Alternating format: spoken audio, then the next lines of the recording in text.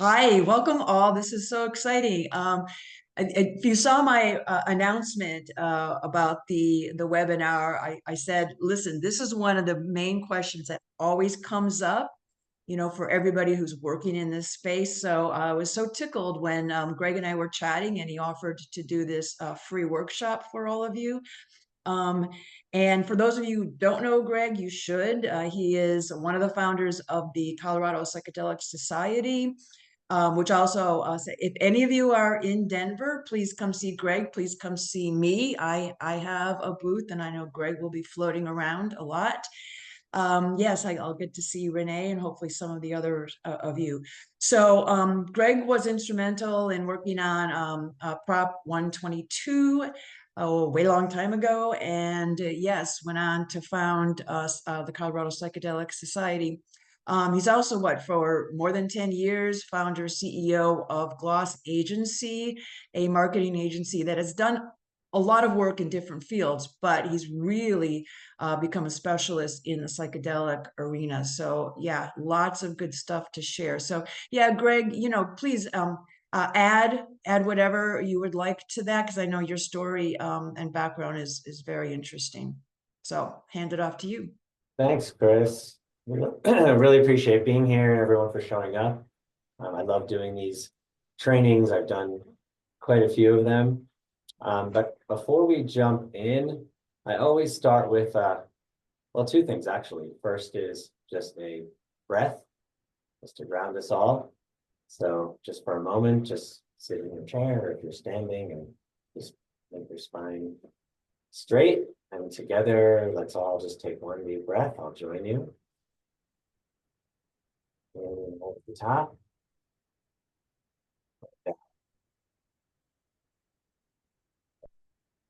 My eyes were closed. If none of you did that, then thanks for indulging me, because I love breath work and it helps keep me grounded and connected. So before we jump in, the prompt I like to start off with, and you'll see how it ties into the presentation I'm going to share in a moment, is I just want you to think about and feel into what brought you into this work, into the field of psychedelic healing, or maybe you have another type of psychedelic business, or maybe you're just thinking about coming into the psychedelic space. Just think of a word or two and just throw it into the chat. And no obligation, you don't have to, but you'll see how it kind of starts off. One of the main things we're going to talk about, which you see on my hat says empathic. So if you want to think about that, feel into that, again, put it in the chat if you call, conversation with God, profound, curiosity, healing multiple griefs, speaker or seeker, excuse me. Cool, so those can just flow in. Things passing, transformation and healing. Cool, okay, so thanks everyone. So what I'm going to do now is share my screen, and that is desktop number 2. So if you ever see me glancing over, that's my slides over there on my other screen, and I keep this right in front of me. So before we get started, actually I just spoke what these slides said. Why did you choose this path, or why are you thinking about choosing this path? And so just a little tongue in cheek, these are some of the versions of the titles of this workshop that have gone through an evolution. So number 1 is welcome to the workshop, and that probably doesn't sound too exciting. Definitely doesn't excite me. Number 2, I'm going to tell you all about how my company does all this great stuff, because we're awesome and we have so many services and we're the best. And I see some smiles. So don't run for the hills yet. And if you're smiling, then you probably know that I'm not being serious about this. And so here's another one, grow your psychedelic healing practice. So it's getting a little closer to the mark, but still probably not evoking that much excitement, but maybe you're at least staying on the call, so that's good. And then let's get into the actual title, which is longer than the one you may have seen on Eventbrite, but this kind of sets the stage. And by the way, I don't read every slide unless it makes sense to do so. Discover how to create a sustainable psychedelic healing practice by embedding empathy into your brand to eliminate client friction, resonate with your audience, maximize your healing impact, and bring you joy. So hopefully that does evoke a little bit more excitement. And as we go through, you're going to actually start to understand kind of some of the pieces that you see here. But I'll just touch on them now. So we start with an action-oriented verb, discover. We're talking about results. It brings in empathy, and it really just ties everything together. And now I want you to kind of think through the word or phrases that started us off here, and you'll see again how that kind of flows into what I'm going to share. So the next slide is one you're going to see a lot through this presentation, and it says nobody cares about your products except you. And it's kind of a snarky comment, but it's also very spot on, as you'll start to understand, or maybe you've heard kind of this theme before. So imprint this on your brain. You're going to hear a lot about this, and you'll see it coming back a lot. This is my contact info. I'll put this up at the end. I just put it up at the beginning because sometimes people drop off at the end and then they don't get my contact info. So there it is. There's a QR code. I will put it up at the end, and definitely very findable. Actually, just last week, I launched my personal branding site, so I forgot to put that here. So it's gregshanken.com. So that's another way to reach me, gregshanken.com. All right. So this is a quick overview. And I'm going to start with a short overview about me, because it's not about me, because nobody cares about your products except you. But I do share a little bit because I want you to have the context of kind of who I am and why I'm here, what brought me here, and that I'm in the same space and world as everyone on this call. And then my favorite topic is why empathy is your guide, and that will make more sense as we get into it. And then I go into something called impact leaks. So 5 reasons your website's scaring away your best clients. And that'll be some real like the potatoes of kind of like real world strategy and tactics that you can take away from you after this call and presentation. So I really try to share some low-hanging fruit, things you can do yourself, or no cost, low cost, kind of easy things that you can do to improve your results. And then I do something called how do I get started or get to the next level. I'm building a mycelial map. So that'll make sense when we get there. Okay, so I'm going to share a bit about me, short, because you're not here for me, you're here for yourself and your practice. And so, like I said, real quick. So my psychedelic healing journey started January 22 with ayahuasca, and that just completely kind of opened up my world and helped show me my passion for serving this space. And then I just started just leaning in, diving in. This was during COVID, so going to a lot of online events. But then that summer, as Chris mentioned, I became an ambassador for Prop on 22, and that really kind of fast-tracked me into this space and ecosystem and community. And I live in Colorado, so it was really an honor and a privilege to be part of that. And then I just started getting out of my comfort zone to just lean in further and say yes to a lot of things, just like get involved in this whole space however I could. And that kind of ties into building my mycelial map, which I'll get into later. So this was Prop on 22, really amazing. And then after the legislation passed, a friend I met in ceremony founded the Colorado Psychedelic Society. So I was Aaron Witter, asked me to be a part of it. And that's been a really rewarding part of the journey, because it allows, or it's empowered me to get involved in a nonprofit way and just do a lot of things that necessarily, or that you can't necessarily do in a for-profit setting. So if anyone's interested in joining us in that, we're looking for volunteers. We're going to be exhibiting at Psychedelic Science, and we just are growing our volunteer team to help us. And this is a good way of leaning in. So if anyone on this call is newer to this space, or you're saying like, here, I'm in it, and like, how do I meet more people, join another community, consider joining our community, Colorado Psychedelic Society. And then just on Thursday night, was sharing this because it really went so well. We had an in-person event featuring Zach Leary. So he's Timothy Leary's son, and he shared about his new book, which I highly recommend. It was a great book, and really just, this was like a big culmination of a lot of the things that I've been leaning into the past several years. And then I also speak about psychedelics in business, and as some or many or all of you know, there are a lot of thorny issues around psychedelics and business, things like accessibility and respect for indigenous rights and reciprocity and legality. So I speak about that because we need to be talking about these topics. And then finally, I'm in training myself to become a licensed psilocybin facilitator here in Colorado. So I'm in that training. It's amazing and kind of bringing me deeper into the work.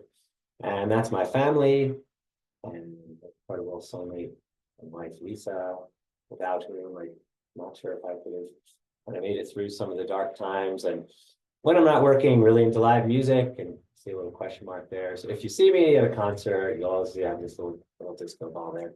So that's how you know it's me if you don't recognize my face or I have sunglasses blocking me. So that's it. That's it about me. And now we're going to get into it. And so we're going to start with empathy. You might say, you know, obviously all of you under here understand empathy, or else you probably wouldn't be here. But maybe you haven't thought of it necessarily in terms of your brand and your website and your socials and how you're presenting to the world outside of when you're meeting a prospective client one-on-one. Okay, so when we talk about empathy, and then I'm going to tie it into strategies, tactics, and really actions you can take. But the goal is to have you think of it through the lens of empathy. And so I always start with kind of like an offline view. So even if you don't have an office, this will still make sense because you can tie these to what you're doing, even if you're strictly online. Like, do you keep your office clean? Do you want people to wait? Do you want people to feel secure, easy to work with you? And obviously the answer to all of that is yes. So then how do you start to bring that into your online presence through the lens of empathy? And literally, I'm going to share what I call empathy lenses. So it's ways to think about empathy and empower you to improve how you're presenting to the world. So this is the first lens. This is really what people are asking themselves when they arrive at a website, a social media network, or even if they're not online, they're seeking some solution to a problem. How will you solve my problem, make my life better?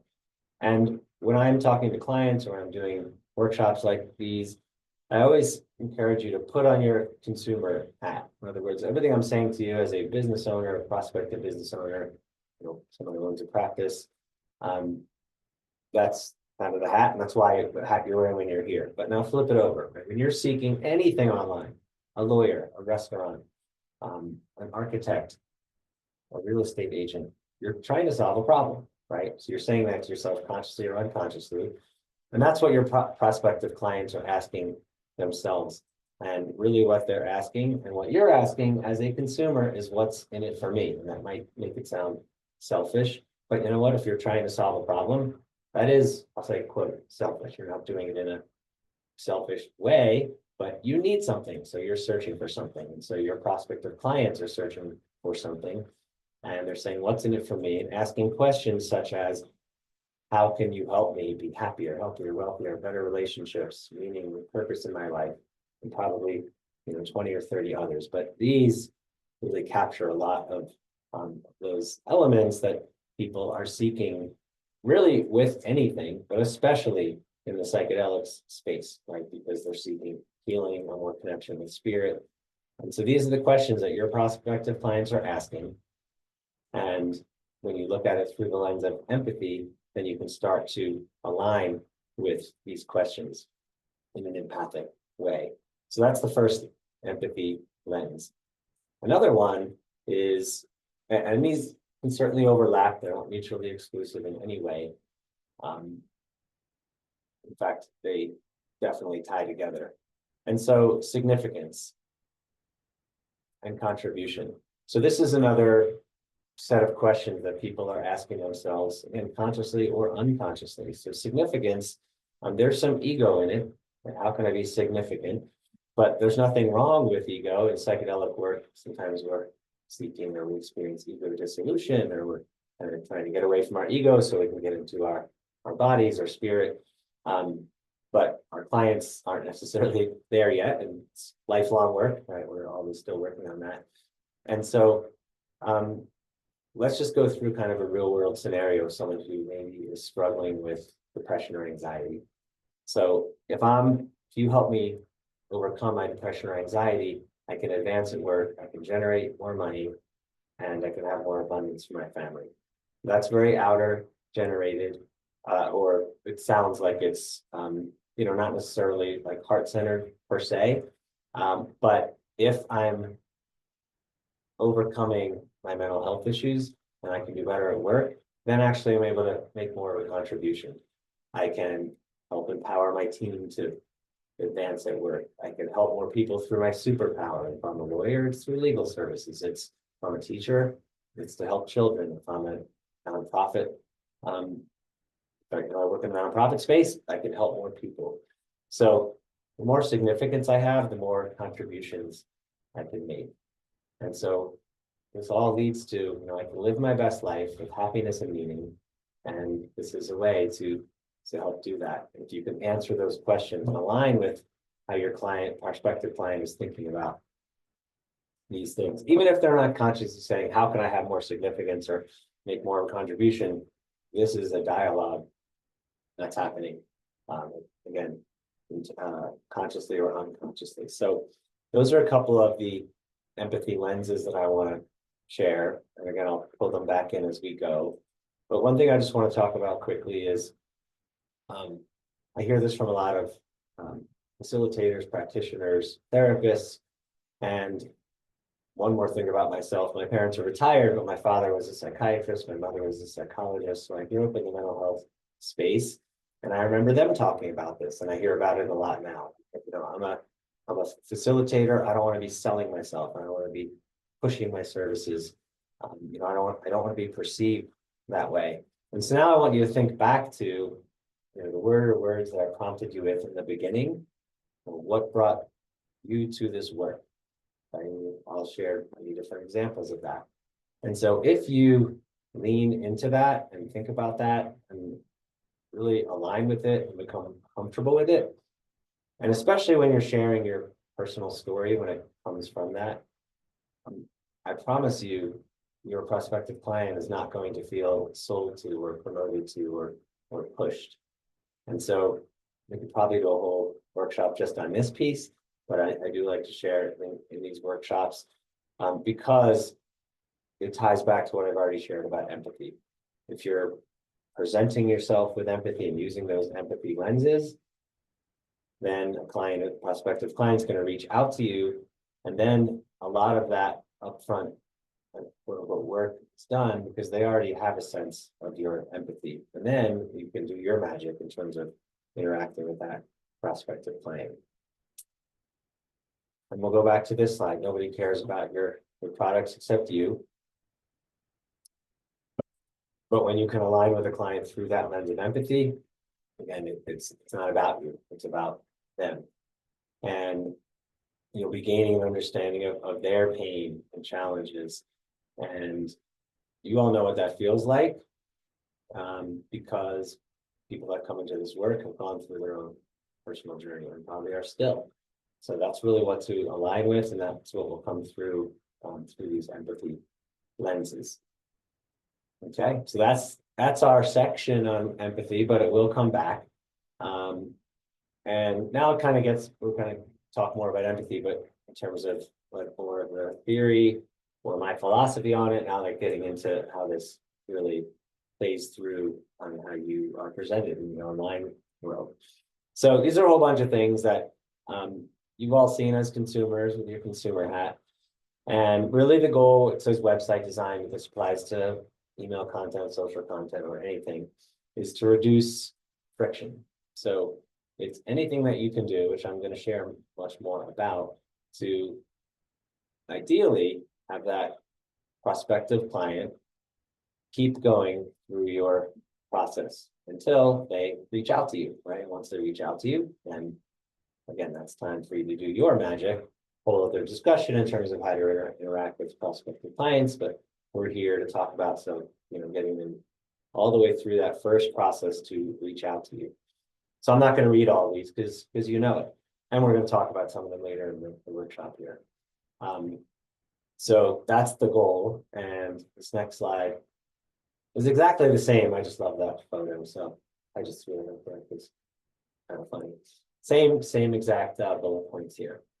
Okay, so thinking about empathy, thinking about reducing friction, we're going to get into the next part of this, and it's called 5 Reasons Why Your Website is Scaring Away Your Best Clients. And I've actually been talking about this for many years, even before I got into this space. And I used to call them revenue leaks. And that term can still apply, but I'm going to tweak that to be called impact leaks, because it's more aligned with the work that we do in this space. And it's not always about revenue. And the point is that when you are not kind of adopting all of these things I'm talking about, then you are minimizing your ability to make an impact. And that's really how I think about it now. And yes, there's possibly revenue attached to that, but maybe you are supporting a nonprofit. But we're all here because we're trying to make an impact. And so the more you can avoid these 5 reasons that I'm about to share, and there's more than 5, but these are kind of some big ones. So I'm going to go pretty fast right now. And by the way, I'm going to leave plenty of time at the end for Q&A, and I can also go later if we need to. So the first one is, can I find you? And the first part here is if you have a physical location. So if you don't, this doesn't apply. But this is literally getting on the map. So Google knows who you are and where you are. And by the way, when I show examples of real world examples, I purposely don't show, in most cases, businesses in the psychedelic space, either for privacy or you'll see when I get further along, like things not to do. I certainly don't want to be picking on anyone in this space that might be doing amazing work, but maybe not, hitting the mark in some of these things I'm talking about. So you all know this consumer hat. You're doing a search, and then this is called a Google Map pack. It's the top 3 that Google decides should be. And you've all seen that, and your goal is to be in this top 3 because this top 3 is shown to get 60 to 80% of the clicks. And you know that too, right? How often are you going past the top 3? Sometimes, but really your goal is to be here. And so the first part of that is called claiming your Google business profile. And that's, again, if you have a street address, you might not. But if you do, then you have to submit your listing to Google, and there's a whole bunch of directories to submit to as well that feed into Google's algorithm. And then once you do have that Google profile, you want to publish content to it once a week. And it's basic: image, blurb, and sometimes a call to action or a link.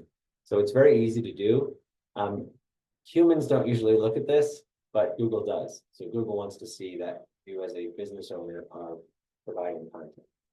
So that's a tactic there. So as we go through, I kind of summarize each part with some resources or summarizing what I just talked about. And one thing I didn't mention that is right here, the first bullet, is that you have to have your full street address in the footer of your website. Otherwise, Google doesn't know where you are. If you just put your city, if you put nothing, Google has to know exactly where you are to put you literally on that map, so that when someone's searching near you, then they know to place you in that top 3 with some of the other tactics I shared. So full address in the footer, claim your business profile. This is a service you can use called yext.com, and that actually submits your business to all of those directories I shared. You can also do it yourself, but it obviously takes a lot of time. And then publish content. So that's number 1. Can I find you? I'm there. Again, we could do entire workshops on a lot of these concepts in terms of getting ranked. And I only shared how to get ranked for the Google Maps part. If you have a local business, there's a whole range of things to get ranked in the organic listings underneath. But we don't really have time to get into it. And again, my goal is just to give you some really good high impact things that you can do to help your results. So that's number 1. Can I find you? And this is all taking prospective clients through a journey. I use that term like more in the marketing sense than a medicine journey. That's going to be your role if you work with medicine.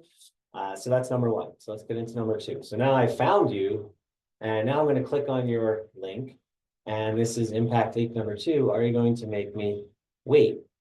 And you all know how frustrating that is. As a consumer, you want something, you find it, you click, and it takes 20 seconds to load the site. And if you're looking at 2 or 3 different businesses or providers, right? The one that takes longest to load, you might not ever look at, and you might not ever come back. So this is absolutely huge. And this little graph here shows the impact of having a slow loading website. So bounce rate, this term here means the percentage of people who leave your site right away, and load time is pretty obvious. So after a couple seconds, you're going to lose some people, period. That's just going to happen. But look what happens after 4 seconds. You've lost a quarter of your traffic. After 5 or 6 seconds, you've lost half your traffic. So if 100 people are visiting your site a month, 50 aren't even going to see your website. So this is huge. And I'm actually not a big baseball fan. I'm more of a football fan, but I love this analogy, which is if you're, imagine you're walking up to the plate with your bat. Normally you get there and take a swing, but you fall over and sprain your ankle before you even get to the plate. You're not even getting a chance to swing if people aren't waiting for your site to load. The other piece that many people don't know, I mean, the speed frustration part is quite obvious, but the other part is that Google actually uses speed as a ranking factor. So, all things being equal, if my site is slow and your site's faster, you're going to get better search results. There are other variables that impact that. So with search results, it's not just any one thing, but obviously you want any of those things to be in your favor. And so that's website speed. Okay, so here's a couple resources just to check on your website speed, pagespeed.web.dev or gtmetrics.com. So pagespeed.web.dev, gtmetrics.com. And you could just check the speed of your website. Now, this is one that if it's slow, it's not that easy for a layman or non-tech person to necessarily fix, but at least you can be aware of it and then take some action by reaching out to a web provider, something like that. It's kind of technical, but you have to know that you have the problem first, obviously. Okay, so that's number 2. You're going to make me wait.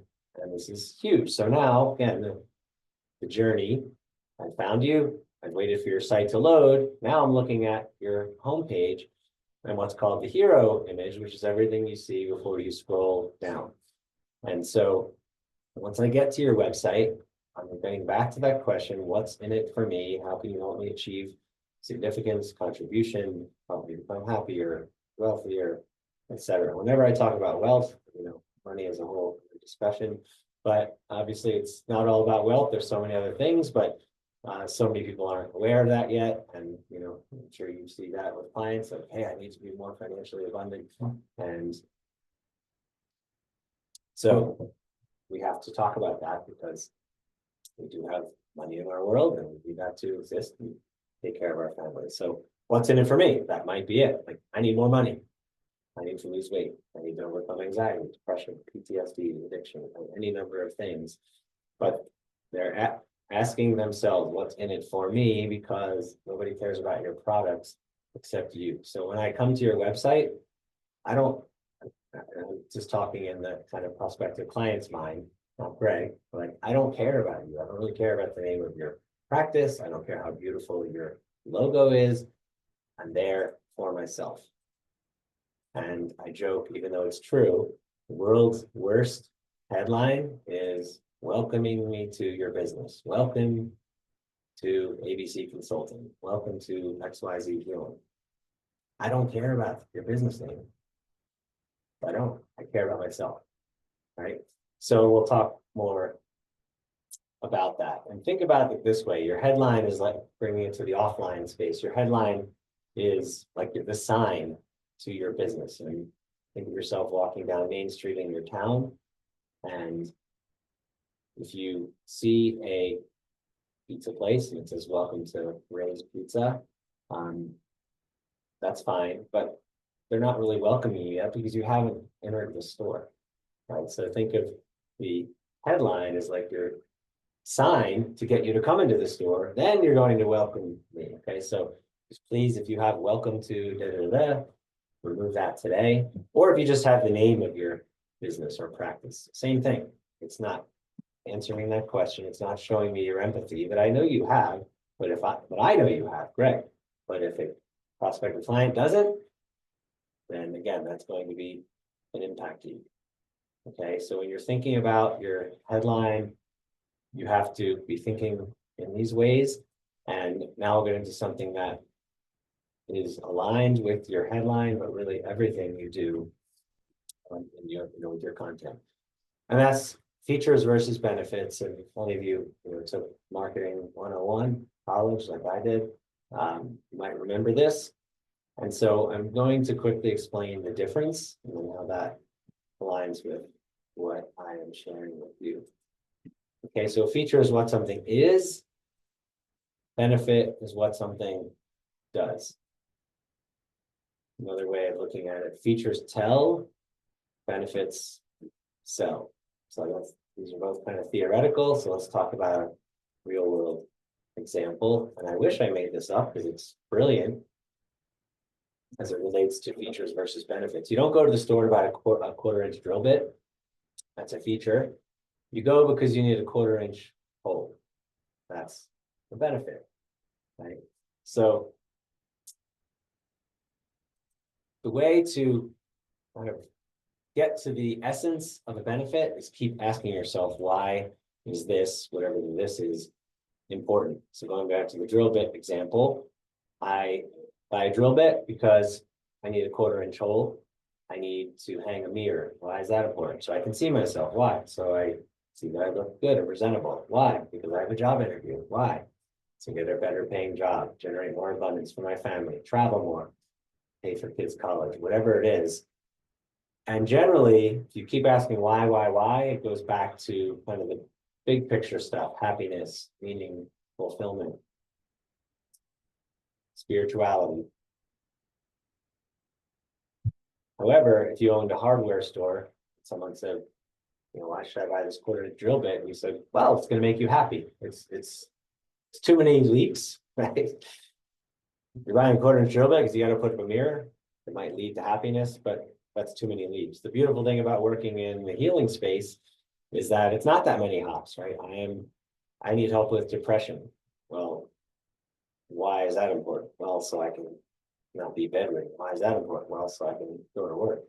And it kind of gets easier to get to happiness when we're talking about themes of mental health. Okay, so going back to some real world examples, and I try to make them silly, but welcome. Don't do that. Welcome to Bob's Healing Center. Hopefully that's clear why that's not going to really resonate. Psychedelic healing services. So that's what it is. But that's a feature. Yes, you're providing psychedelic healing services. That's all true and fine and good. But how's it going to help me?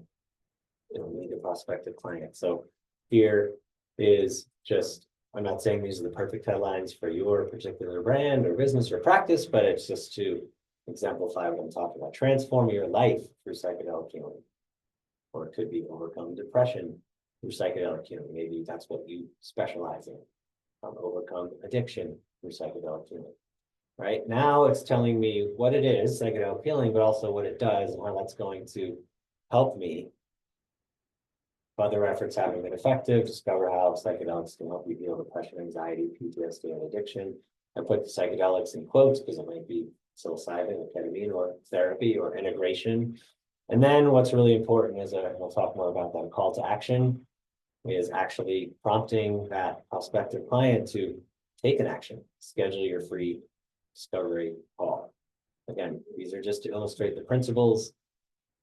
You can take these and apply them to your business, but a kind of best practices almost formula for your hero image is really powerful benefit-oriented headline, powerful benefit-oriented sub-headline, and then a clear benefit-oriented call to action. Okay, so I'm going to show you actually something from the real world, and this is the headline here: restoring the rhythm of your life, which is pretty powerful. You could say that applies in many ways to any form of healing, right? If your things are going haywire, you're struggling with addiction, depression, anxiety, right? You just want your life to be restored and just be back to yourself again. But now look at the business that uses this headline, Caliber Collision. This is a collision company and happens to be local. It might be national, but I think this is a brilliant headline for a collision company. Because think about when your car breaks down or you get in an accident, right? There's really nothing good that can come out of it, right? Nothing. You have to bring it into Caliber Collision. You don't have a car, maybe they give you a loaner, maybe you're Ubering all over the place. And then you get your car back and it's fixed. And the only difference in your life is that your bank account has less money in it. So really, what can a collision company say to convey their benefits, restoring the rhythm of your life, restoring? And so I just think this is brilliant. And that's why I always include this, because again, it exemplifies this principle of how you're going to help me, in this case, restore the rhythm of my life. Okay, so that's a big one in terms of features, benefits, etc. The next thing in this same impact leap and answering that question, how you're going to help me, is actually speak to the prospective client using words like you and yours. And I can't tell you how many times I go to any website and it just says I, we, us, naming my business over and over, or even using third person verbiage like they. We help clients so they can have a better life. Well, why are you saying they? I'm the one looking at your website. Talk to me. How do you talk to me? You say you and yours. Can you do that when you're sharing your bio? Of course not, because you've talked about yourself. But what I encourage all clients to do, and everyone on this call, and this is easy, low-hanging fruit. Okay, go through all of your content, web, email, social, and look for any instances where you're saying I, we, us, or third, they, or them, and switch it to you and yours. Easy, simple fix. It's going to resonate more. It's going to help overcome this impact leap. How you're going to help me, because you're now talking to me. Why is that? Because nobody cares about your products except you. I'm there to solve my problem. Definitely don't spend time reading this. I pulled this from a fencing company, and it's just I, we, us, they. Not to mention the design is pretty poor, but just a real world example there. The next one under how are you going to help me is by creating user personas. And these are fictional characters, but they represent the types of people that you are wanting to help. And this is a way to convey empathy. When you convey these user personas, which are fictional, but they represent real world people, you're speaking to that person. And so here's an example of one. And later in this workshop, I'm going to share a really easy way to do this. So I promise if you're looking at this and you're like, who has time to do this? I'll show you a really easy way, but it's really important to do it. So this is Ted. You give him a picture and a little quote, and you create, and again, I'll show you how to create his bio, who he is, working with anxiety, depression, etc. His goals, his frustrations. Okay, so now you're starting to, obviously you know your clients, but you're now kind of defining it in a way that helps you create content in a way that aligns with that type of individual. Okay, so again, I'll show you how to do this very easily. And by the way, you'll have any business or practice, you're gonna have more than one, usually around 3 to 5. You're not gonna have 20. If you think you have 20, then you're probably trying to serve too broad of an audience. Okay, so this is called user personas. And now we'll move on to impact leap number 4 is, are you credible? So now I've answered the question, how are you going to help me? Okay, this practitioner might actually be able to help me. They're saying things that make sense to me, resonate, but who are they? What kind of credibility do they have? Are they, do they have the right training? And so this list could again be huge. But these are some ways to establish your credibility. Some we've talked about, having a really good image, benefits, the content on your site, blog content, social content, credentials, where you've trained, nonprofits that you're associated with, really anything that can establish that credibility, and then also credible testimonials. So we all know what non-credible testimonials look like. Joe from Ohio says I'm great, and Mary from California says I'm the best. On a text blurb, maybe that's true, maybe it's not.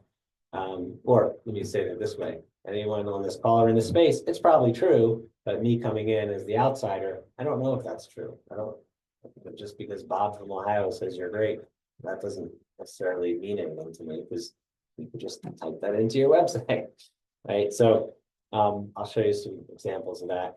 And then having your social content be up to date. So if you haven't published anything in 2 years, that's fine, but it's not doing any favors to keep it up. So either remove it, or if it's still relevant, you can actually just update the dates. And so again, you've been there, done that. You go to a site, the last post was from 1927, or they have a MySpace link on their account. Anyone much remember MySpace? I actually haven't seen that on the website in years, but it's kind of funny and proves the point, right? You need to be demonstrating that you are up to date, right? Your website's not stale, right? So that just speaks to having up to date content. Okay, I spoke before about testimonials, and this also ties into reviews. So are you credible? So testimonials, very powerful. Video testimonials, especially powerful. So these are some of the ones from our website. And are they challenging to get? Yes. But can you get them? Yes. You have to remember, you have to remind your favorite client who says they love you all the time and has sent you 28 referrals to do a video after they said they've done it, or that they would do it. Yes, you do. So they're hard to get, but I promise you they're worth it big time. And you know that as consumers. So these are real people, and these are just blurbs of what they've said, but these are real videos as well. What about reviews? So I hear a lot, hey, it's so hard to get reviews. And again, this would apply if you, just one sec. Okay, sorry about that. Yeah. So I picked a service center in Oregon. They're actually going to be opening a healing center in Boulder. They're called service centers in Oregon. Healing centers in Colorado, you might know that. I think healing center is a better name, but they decided on service center. And here's 46 reviews. So I hear all the time, hey, it's hard to get reviews from clients because, they're kind of outing themselves. And I get that. I really do. A lot of people might not want to leave a review, associate their name with it. I get it. But some clients will do that. In this case, 46. And that's a pretty good number. By the way, your reviews and the quality of your reviews impact your Google Maps rankings. So it's a lot of things I talk about are important for the obvious, engaging with a client, and then also Google, like the website speed. Obviously important for a user experience, but also pleasing Google. Same with reviews, right? I come in as a client, this is going to mean something to me. And then also it's pleasing Google. Okay, so moving on, within the same impact, very credible. So another is niche specialization, or if you're in other countries, you might say niche. You say niche or niche? Well, I was holding your thumb up, and yeah, it's kind of, I was hanging out with some Canadians and they said niche, and niche sounds so like, yeah, doesn't it? I was like, you're right. Niche definitely sounds like more sophisticated, but and where you live and all that stuff. Anyway, the point is that specializing in a specific area is going to help you be more credible because you're sharing your expertise in that area, possibly your personal story, most likely it is one and the same. And then you can create content around that that aligns with these types of challenges. And obviously this is captures a lot, but there are others as well. Now, if you're brand new and you're saying, well, I don't know what to specialize in yet, that's fine. That's fine. It's just something to be aware of and be thinking about. And if you're going through any kind of training program like I am, you might be addressing that. But a lot of it comes from your personal story, right? If you were a military vet and you had PTSD, well, obviously that is really, really powerful. And I'm going to feel that as a prospective client if I come in and I'm a veteran with PTSD. So I think it's kind of obvious, but also really worth honing in on. So you're thinking about that. And again, if you're newer, just be kind of thinking about that. What makes sense to you, what resonates with you, what will resonate with your clients. So are you credible? So specializing in a niche, whatever you want to say. So website and branding, design quality. So some of this will be painfully obvious. Again, I'm picking on other industries or niches.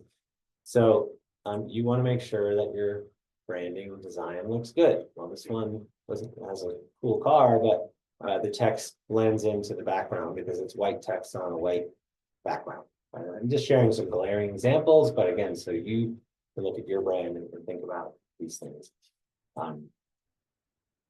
Same thing. It's just it's just this big image.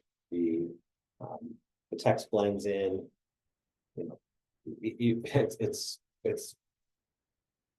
I've been doing this work for a dozen years. I can say it's not good. Doesn't, you have your consumer hat on, it's just not good. And that's why I don't pick on practitioners in this space, because I don't want to be saying those things. It's not good. But you can see that this back to that fencing company, obviously not good design. It's not conveying your credibility. Okay? So that's on design. Again, it goes way deeper than that, but just means really look at your design. Some of it will be obvious to you. Some of it you might need another set of eyes, and that could be friends and family, by the way, too, or existing clients. How else can you establish your credibility? I kind of touched on this before, but organizations you serve, support, creating good content, if you've done anything like speaking or podcasting. And then a big one is tell your story. That's probably the biggest one on here, at least when someone reaches your website. This stuff's important because it's like, okay, they're credible, but then this is what's really going to speak to me. It's going to hopefully really resonate with me based on why I'm there, right? So again, you're a military vet struggling with PTSD, you share your story. I come in as a military vet, PTSD, yep, oh wow, I get it. Wow, yeah, this person understands me. They have a similar lived experience. They're sharing it with them. It also shows your vulnerability as well. So that's a big one. Lots of ways to do that, but just speak from your heart. Speak from your heart, and that's going to resonate. Okay, so that's number 4. We're going to move to number 5. Is it easy to engage with you? Meaning, is it easy to reach out, get in touch? And so I'll share some different things here, but this one's about calls to action. And think of your homepage as a mini tour of your business or practice, right? When somebody comes there, you don't know what they need necessarily. So this is one of our clients, and she does, you can read it, Reiki, breathwork, etc. End of life care. So you don't know what I'm there for, right? So this is how to go about that. You provide little blurbs and then calls to action. Contact me, more info, go deeper, contact me. Schedule a free discovery call. Download a PDF on how psychedelics can support end of life care, right? So it's providing these calls of action throughout your site, not just on the homepage, not just on the main menu, but throughout the site. So making it easy to engage. Another one is your forms. So you've probably seen forms like this, right? And you look at it and you want to run for the hills. You don't want to fill this form out. Now, if you're applying for a mortgage, okay, you have to fill this form out. But if I'm reaching out to you just to get in touch or schedule a discovery call, you don't need that much information about me. You'll gather that once I meet with you, right? But this goes back to reducing friction. You want it to be as easy as possible for someone to reach out, and then once you're face-to-face or online, that's where you do your magic. So by contrast, This is a form that I always bring up in these workshops. So you can visit this form if you want to reach out. So it's glosstech.io/empathy. And I just want to point out a couple of things on this form that illustrate this point. So really all you need, if someone's filling out a contact form, all you need to get back to them is really an email address. That's it. But obviously you want to get at least their name so you can address them when you talk to them. So let's just say that all you really have to have is email, but you're going to ask for first name. Do you have to have their last name? Do you have to have their phone number? If the answer is yes to anything that you must have, then you must have it, including if I'm a mortgage broker, I need your social security number. And you certainly don't need that. So make your forms easy. And if it's just first name and email, then just keep it all on one form. I just have this in a 2-step process. And it actually shows you step 1 of 2, 50% done. So when you come to this form, you're not worried that you're going to be clicking next for the next hour, right? So first name and email, and the others are optional. When you go to the next page, oops, and I cut off the next page was just, oh yeah, the slides got mixed up, sorry about that. But this is page 2, you just click what you're interested in, click submit. But even that is not required, okay? So a simple, easy form. And then what got mixed up in the middle here, just moving on, is making your website accessible. And so that is ensuring that your website is legally compliant with ADA, American Disabilities Act. So this is actually legal exposure if you don't do it. I don't say it to necessarily scare you. You know, attorneys general go after generally bigger fish, but we had a client about 5-6 years ago. They had 4 pizza shops, and the attorney general did nail them and fine them $7,500. So that's just a real world example. Also, if you're in Colorado, as of about 8-9 months ago, this is actually now required in Colorado. Okay, so you have a state regulation, national, and maybe in your respective states you have that too. So the good news is, and you've probably seen this on websites, the little icon down there, when you click it, it brings up this called an overlay, and then people that might have these challenges can more easily interact with your site. And so that's conveying empathy as well. So you're pleasing the client, and you're pleasing, in this case, law enforcement. So really important to do, and I'll share the resource for that at the end of this little part. So the next one is scheduling calls. Again, you want to make it as frictionless and easy and painless as possible. Have you ever been to a site and says, reach out to schedule a call, and then the next page might be a long form, and then it says, what days and times are best for you? And you're typing in, Wednesday afternoons, and I mean, that's not a good experience. It's not going to help you get discovery calls. And what does, and you've all seen this, is providing a way on your website for people to easily schedule. And this, once you set this up, it ties to your Google Calendar or Apple or whatever calendaring system you have, so that it's only showing the days and times that you are actually available. And then, this is just like a little bonus tip, is that you probably clicked on these and it just says, click and schedule a call. But you also want to be providing some more information here. So even when someone's gone through this whole journey that we talked about, right, you still want to add a little bit more, something like, reach out for your 30-minute call. I really look forward to meeting you and we can get to know each other. Something like that. Rather than just the generic nothing that usually accompanies this. All right, so here's the resource slide, which is, here's a way to add accessibility to your site. It's a tool called Accessibility. It is $59 a month. I know that's not nothing. But again, for legal compliance, it's an investment that if it's budget aligned, do it. If it's not budget aligned today, come back to it in a couple of months and ideally add that. Add calls to action, simplify your forms, add calendars. So this is it easy to engage with you, number 5. And so that brings us through the journey, because if I found your site and now I've waited for your site to load and you shown me how you're going to help me and establish your credibility and made it easy to engage with you. Ideally, then the end result of that is discovery call or whatever action you want that client to take. Okay, so that's our 5 reasons. There are more, but these are definitely the big ones. And so moving on, the next part is called, how do I get started or get to the next level? And so these are just some kind of, different tips and different ways that we'll get to. And so one of them is getting a domain name. And a lot of times folks say, there's no good domain names left. And so, 30 years ago when the internet started or whatever that was, you might remember it was pretty much .com, .net, .gov, and .edu and .org. And that was it. And back then, even like a .net was kind of considered, kind of lower, lower credibility, right? So back then, people didn't want .nets. Now you see .nets all over the place.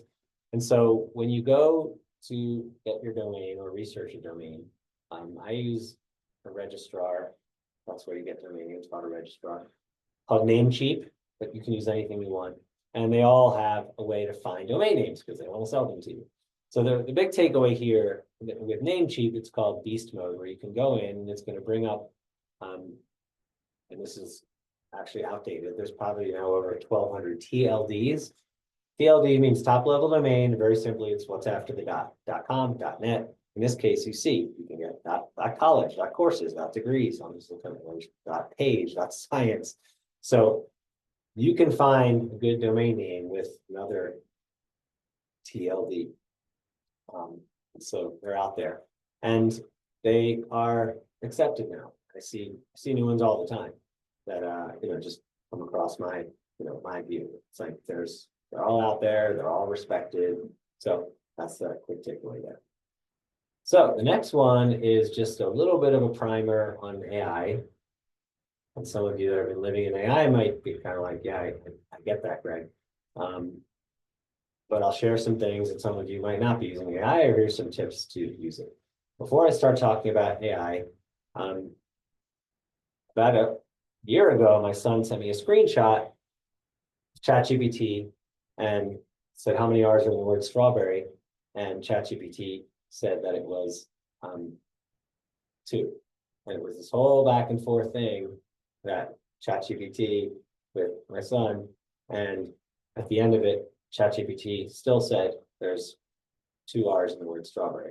Now, I just checked before this call. Now it says 3 because AI is pretty smart and learning. The reason I show this is that I don't ever want to put across, especially in this work, which is so heart-centered, personal, that AI should replace a human at all. But it can provide really good starting point and save a lot of time. And I was on a webinar talking about this topic, and the host said, just think of AI as a way to give you 20% more productivity. Who wouldn't want that? Right? There's plenty of tools you use now to give you 10, 20, 30% more productivity. So it's not to replace humans. It's not well, I'll just show some examples. So let's just jump into that.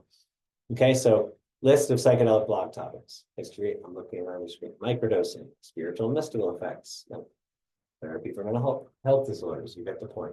So if you were saying I have writer's block, what should I write about? Well, there's a whole list of things to write about. It's one example. Write a 500-word blog post on psychedelics and integration. Obviously, I'm not going to read this, but it's pretty good. Is it perfect? No. Is it? Would this save you a lot of time so you can jump in and spend maybe 20 or 30 minutes instead of an hour and a half? Yes, for sure. Write the content for an About Us page for a psychedelic healing practice. Again, it's pretty darn good. It's about us, our vision. We have a compassionate team, holistic approach, client-centered care. Okay, so this could potentially save you a lot of time. Difference between ketamine infusion therapy and CAP, same thing. Pretty good information. I'd say very good information. So now I'll come back to what I shared before about creating user personas. So my agency used to actually create these we still do. We charge money for it, but this is a free way to do it. And I tell clients this, like you can do this yourself. And this is how. I mean, you go to ChatGPT and say, create a user persona for someone seeking help from depression. Gives kind of basic information about Sarah. Obviously, this is a fictional person, mental health, triggers, work-related stress. Her friends are concerned about her well-being. Here's her hobbies, needs and goals. She wants effective ways to manage her depression, regain normalcy in her life. Open discussing medication options with a mental health professional if they're recommended, seeks guidance. You get the idea. ChatGPT created this in 10 seconds. It's kind of mind-blowing. And her pain points, overwhelmed by symptoms, doesn't know where to seek help, stigma associated with mental health issues. Let's see, you guys get the point. So you can create these personas yourself using ChatGPT. So that's just a couple of tips there. Tip is explore ChatGPT, pin it to your browser. I'll show that. And this is a big one. Use ChatGPT instead of Google for a week. Ooh, think about that. And maybe you won't last a whole week, but try it. Try it. It's pretty mind-blowing. I consider myself a good writer, and last week I had to write something, and I thought it was good, really good. I'm a good writer. I put it into ChatGPT, and man, I was humbled. Wow. I was like, wow, okay. So it's pretty mind-blowing once you start using it. So here's a little tip how to pin it to your browser. So this is Google Chrome.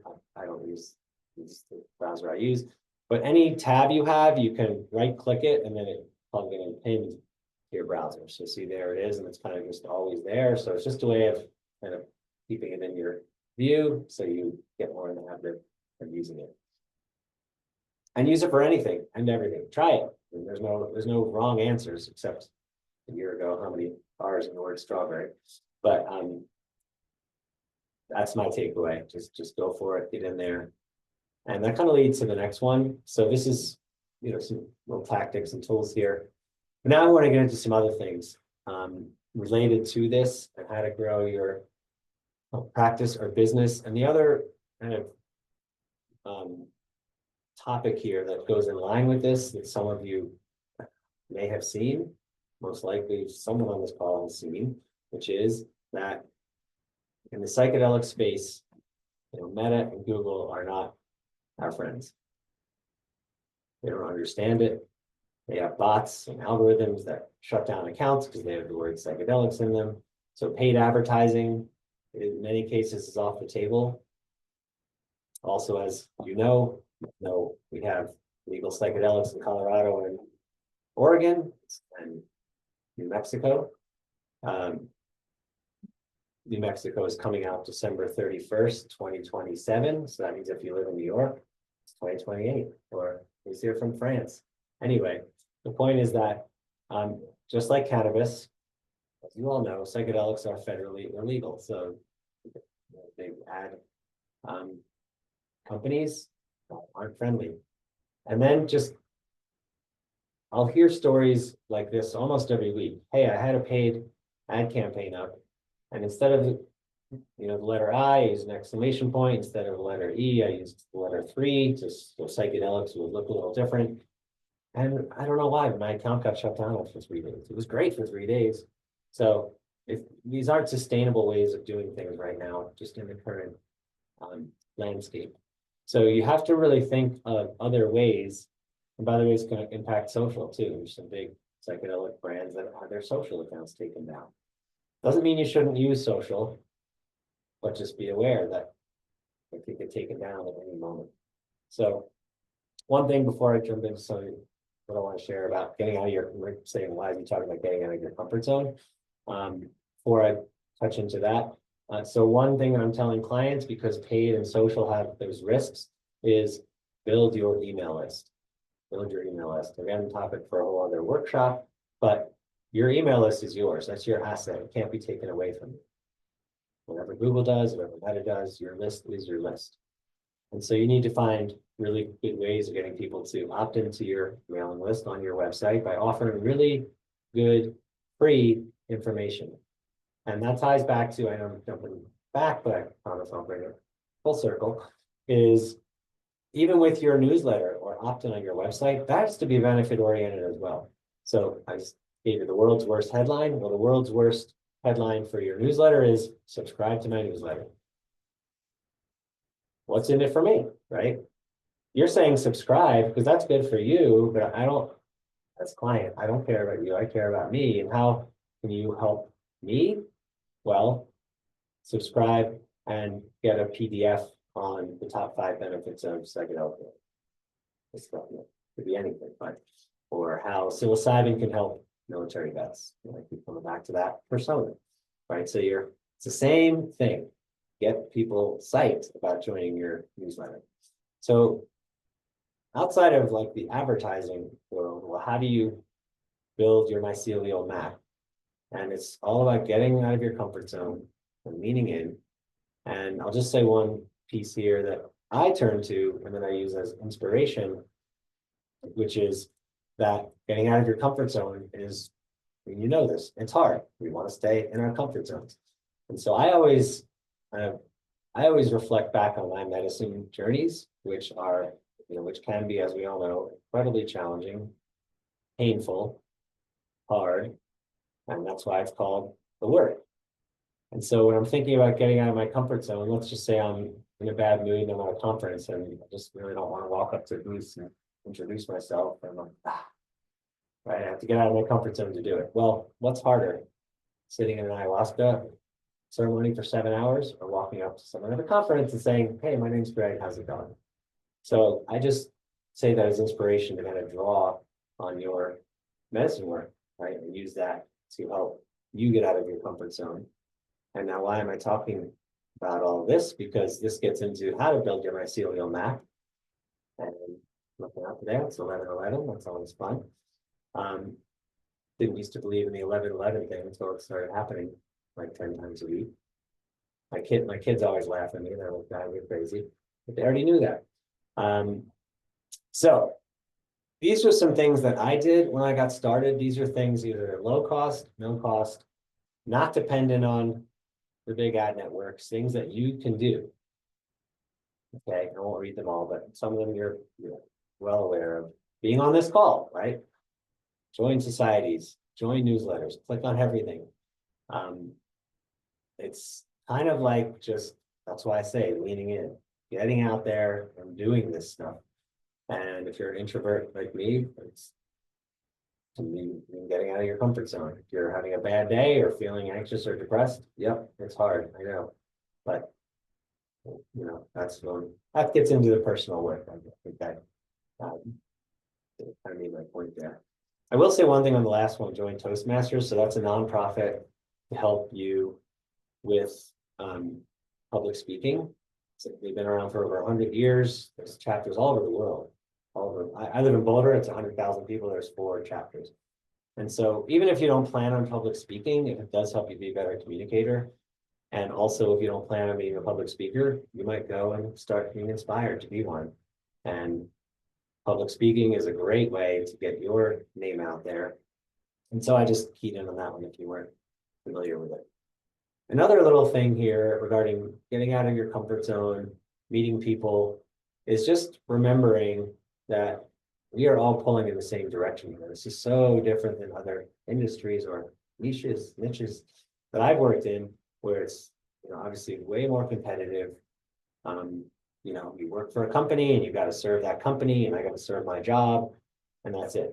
Nothing wrong with that, but in our space here, we're all helping each other. And so if any of you have ever watched Curb Your Enthusiasm, and you might remember how Mocha Joe was Larry's favorite coffee shop, and then he did something to upset Larry. I forget what that was. And for revenge, Larry set up Latte Larry's next to Mocha Joe's. And why am I sharing that? Because this is an example of pure competition. Every cup that Joe sells, Larry's not selling, and vice versa. But in working in this space, reaching out to like-minded other practitioners, businesses, nonprofits, 99% of the time, they want to meet you, they want to help you, they're looking for help from you. And so just have that mindset.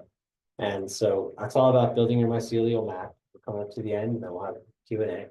But this is like one of my little mycelial map journeys, or many more. And now that I'm 3 years into this, like I can't even believe that, like how they tie back and the ways that they tie back and the synchronicities and just the kind of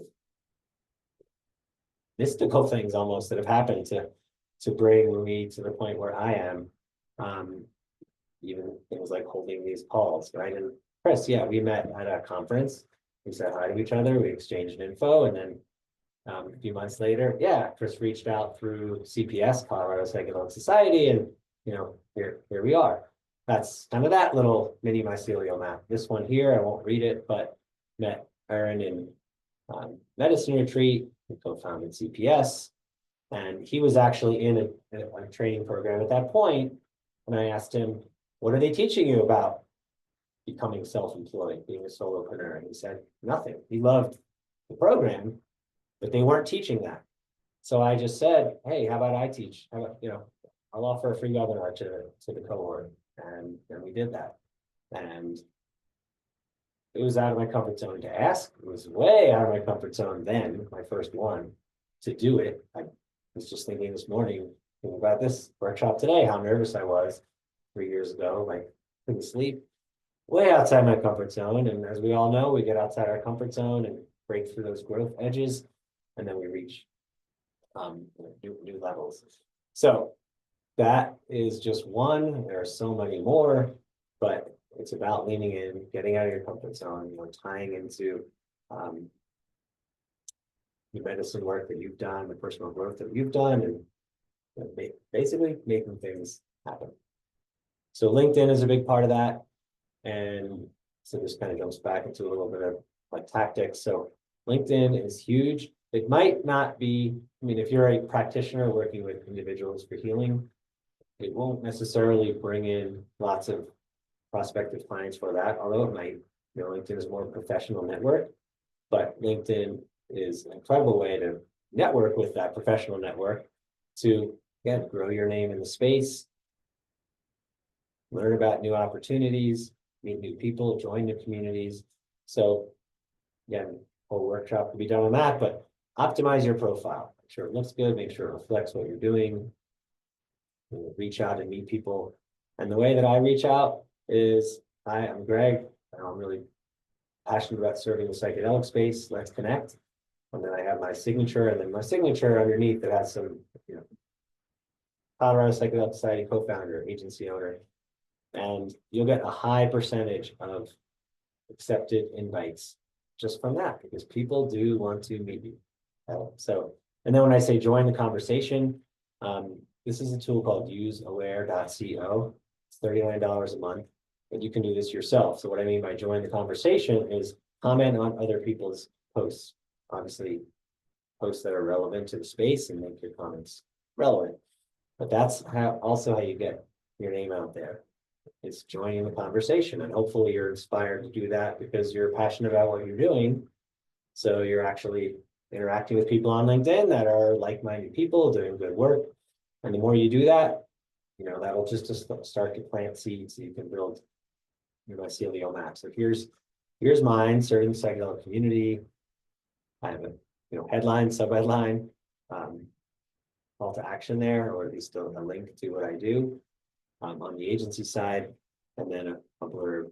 And what I observed only a couple months ago is that it's really important to have like your most important words right in there, right in the first sentence or 5 words, because when your profile pops up, it doesn't necessarily show, like in a search, it's not going to show this whole description. So the word psychedelic is right in there. And so that's just a little like bonus tip. But LinkedIn, highly recommend it. And before you do these things that I'm talking about, same thing, more good things will happen. Okay, so just kind of wrapping this up. Another way is reach out to me. I don't say that in a sales way. I just love meeting people in this space. We can talk about nonprofits and advocacy and what's going on in your state. And I know a lot about what's happening in Colorado. I'm in training here. I was part of the legislation here. I live here, of course. And I see a raised hand, so we'll get to that in just a sec for sure. And my passions are music and scuba diving. I also love just swapping stories, or you can just hear my story, my personal healing journey. You don't have to share yours. So, let's meet. Here's how to get in touch, prospect.io/empathy. That's that little form. That'll take you 5 seconds to fill out. And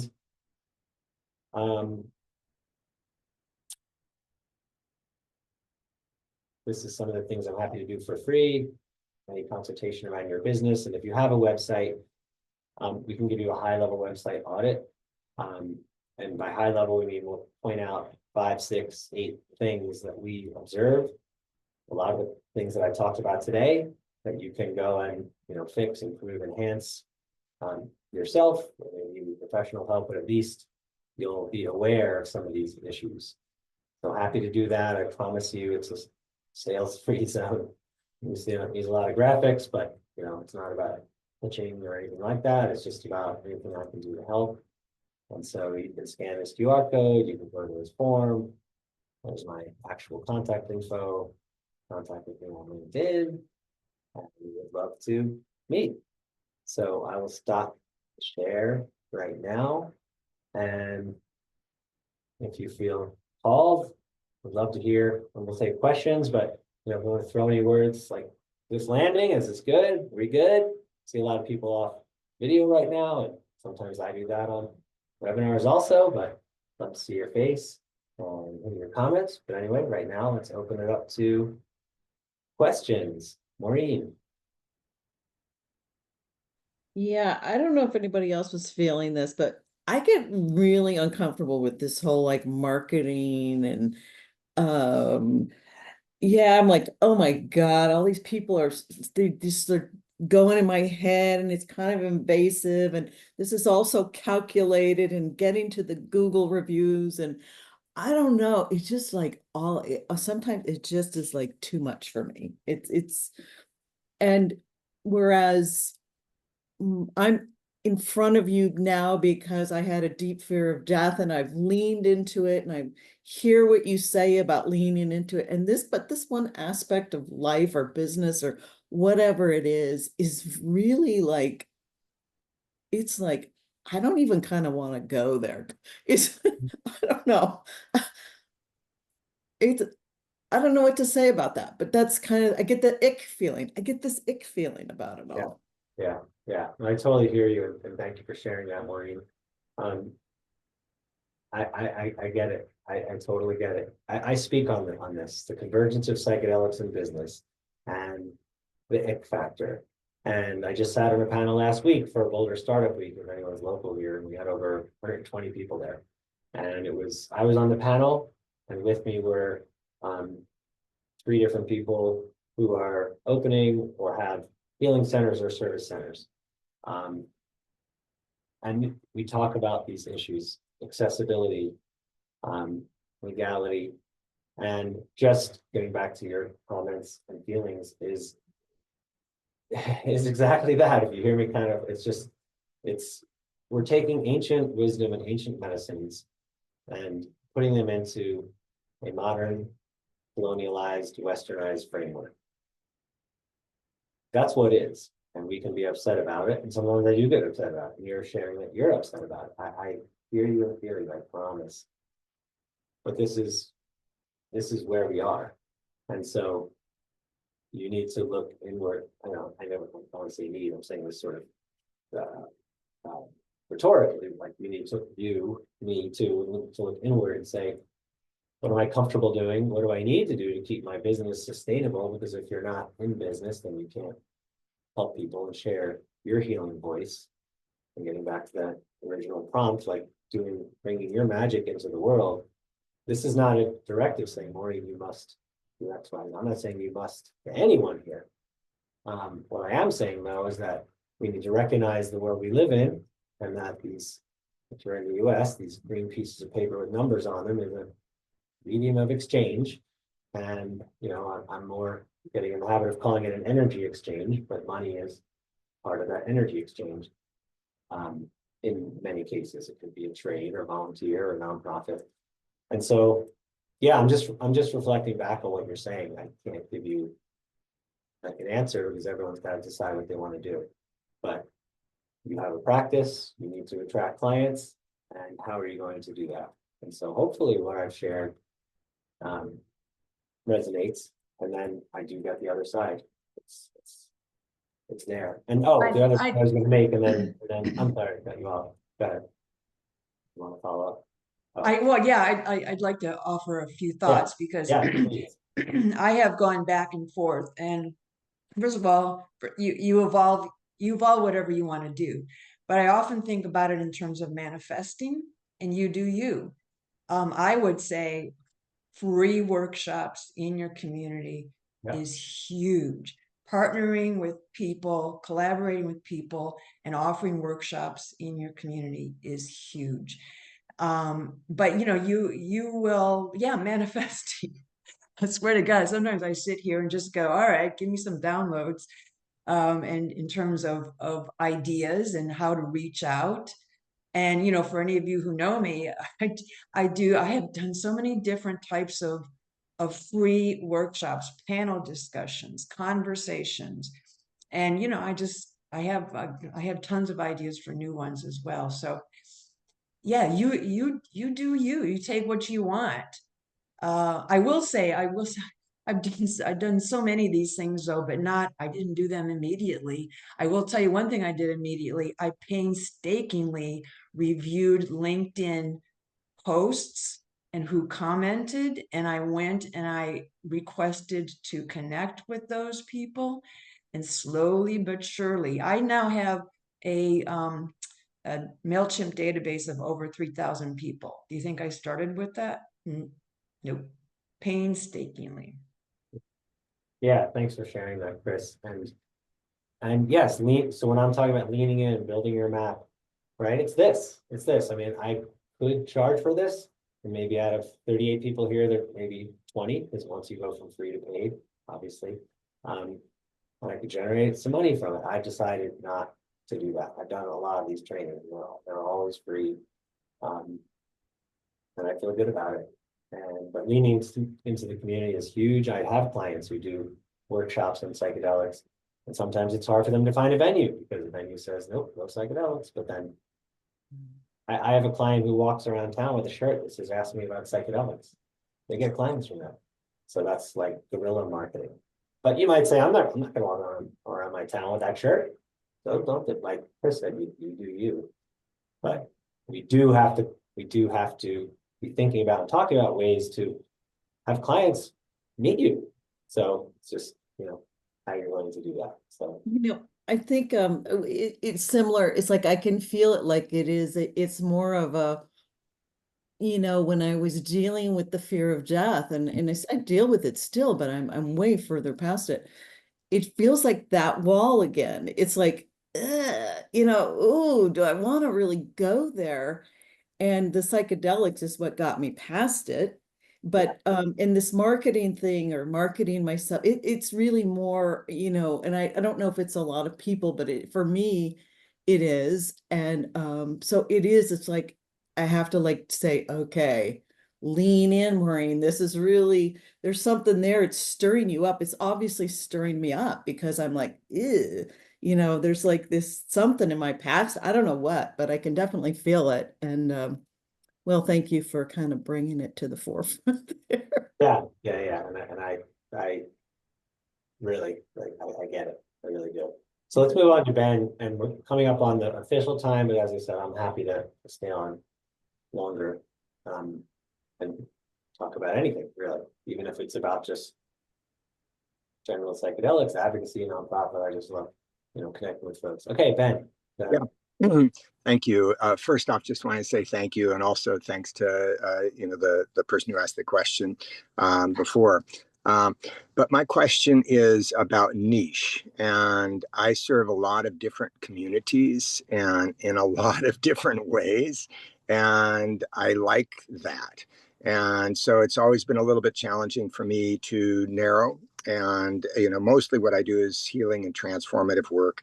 And one of the things that I was looking at as you were talking is you create a niche around the type of work that you do or the type of client that you're looking for, or a combination of both, when you feel like you're good with lots of people? How do you do that? Yeah, gotcha. So it's really a combination of both of those things, because the user persona helps you create that persona of the type of person you are looking to connect with. And then you, with your content, are sharing your personal story or your why, which then, of course, conveys what you're all about.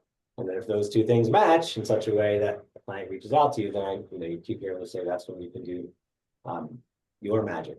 In terms of having, if you say, and that's why I really was careful to say that, yes, it's good to specialize in a niche, but also don't lose sleep over it. It's just something to think about. But you might want to look at if you're being too broad, if you're serving every kind of client with every kind of challenge, that might be too broad. So there's no hard and fast answers to it. It's just a mindset. So you're kind of thinking about those things. So certainly, I wasn't saying you have to just specialize in PTSD. And do you have any resources that you could point me towards, just in terms of clarifying that, or anything that you've found that's been particularly useful for people to clarify their niche?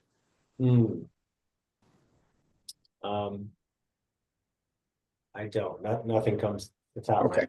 Yeah, I just don't have Yeah. a fingertip. All good. But all right. Thanks. I almost guarantee entire books are written about it. Just a piece of knowledge. Yeah, I just want to check it out. Yeah. Thanks, Greg. Thanks to the underground healers. Also, someone mentioned Sean McAllister. He's a client. He's a friend. He's one of the most incredible individuals you'll ever meet. So yeah, he's an attorney in the space. He actually co-authored Prop 122 in Colorado.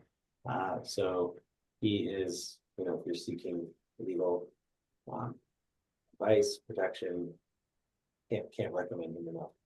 So I wanted to mention that. Any other questions? You don't need to, raise your hand. You can just jump in. I'm just seeing if any questions popped over here. I have a question. Sure. So first of all, I have to preface this by saying that I'm in a fortunate position where I do not have to make a living. I'm retired. I have a pension. This is my passion. I still want to be paid for my time, but I don't need to have a business that supports a family or something like that. And then having said that, am I deluded in thinking that I can get away with not having a website? Maybe this is because I'm an old person, and I've worked in technology I had worked in technology for a long time, so I have no technophobia, but I really feel like I want to return to a kind of a word of mouth or a community kind of model. I have no problem at all with the things that you and also Chris mentioned of doing free workshops and, getting out into the community and networking. That is how I planned to make myself known.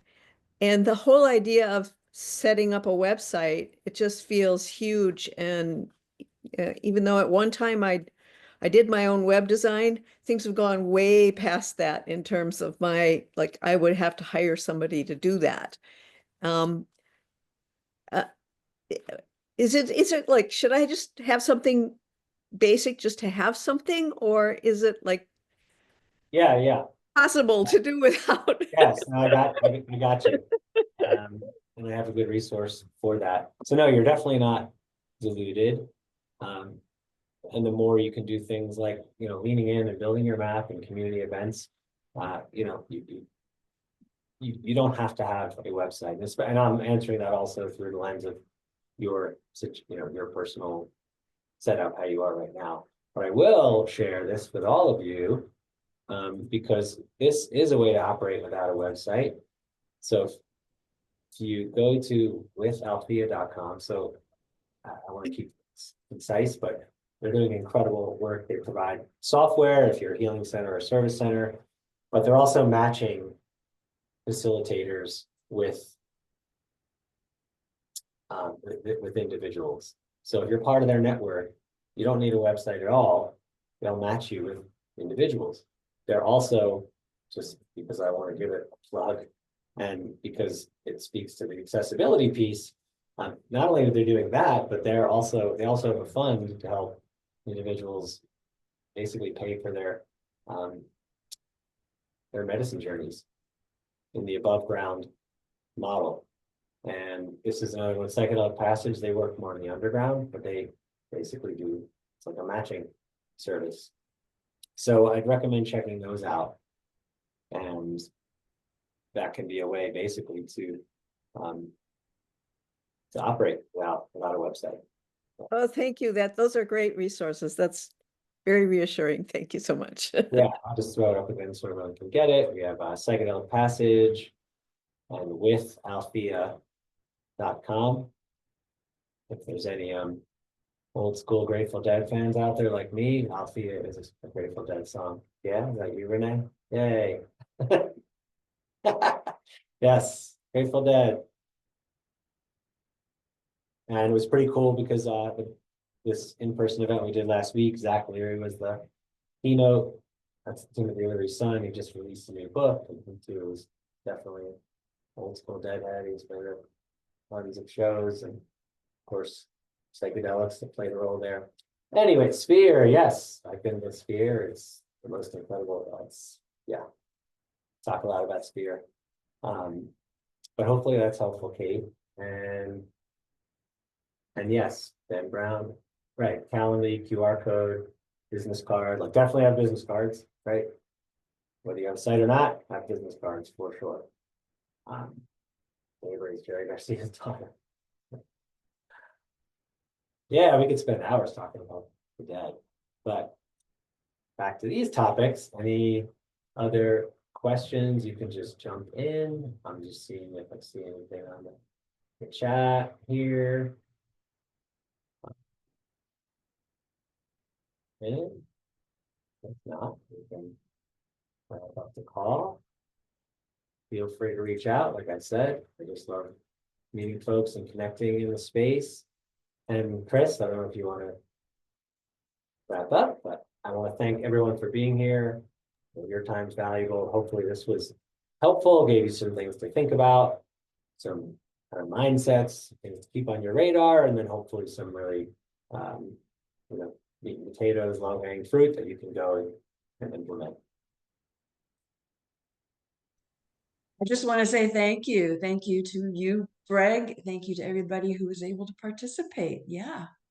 And have a great rest of your day. Thanks, everyone.